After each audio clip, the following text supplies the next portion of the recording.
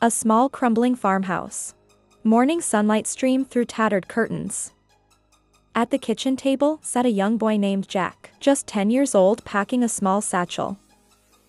His mother watched him from across the room, worry creasing her brow. "Jack," she called, her voice tense. "We need a good price for Best. She's our last hope to fix this roof before winter." Jack looked up, trying to be brave.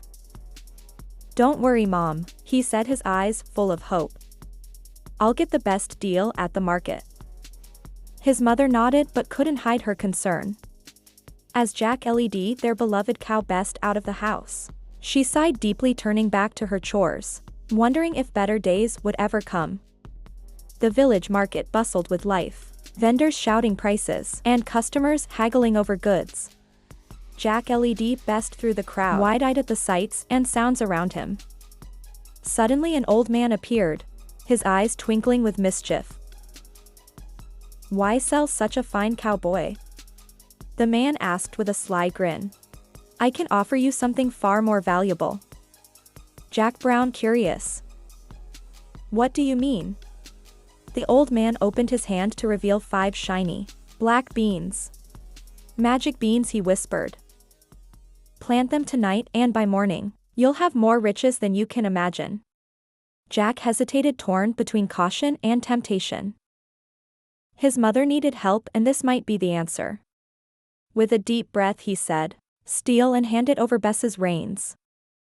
That evening Jack returned home, excitement bubbling inside him as he showed the beans to his mother.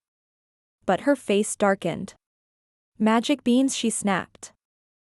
"Jack, how could you be so foolish? We needed money, not fairy tales." In her anger she threw the beans out the window. Jack's heart sank.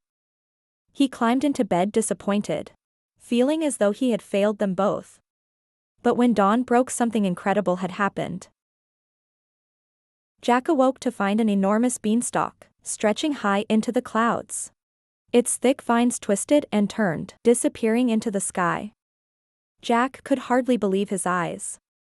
Driven by a sense of adventure, he climbed out of his window and began his journey up the towering beanstalk, his heart racing with excitement and fear.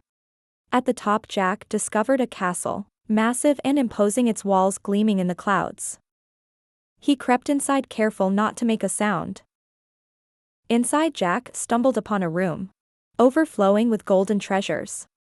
His eyes widened as he spotted a golden hen laying golden eggs, a magic harp that played by itself, and a large sack of gold coins. Jack's heart leapt. This was it, the fortune he had dreamed of. Quickly he gathered the treasures, ready to return home.